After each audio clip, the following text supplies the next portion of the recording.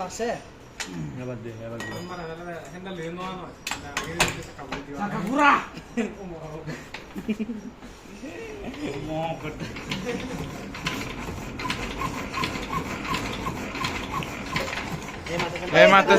মারতেছে কি রে আবার থামস কি রে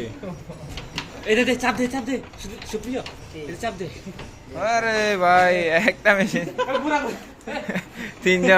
তিনজন লাগে না আমার হাতে লাগবে যে তো এই অল্প দিয়ে এটা ধরে না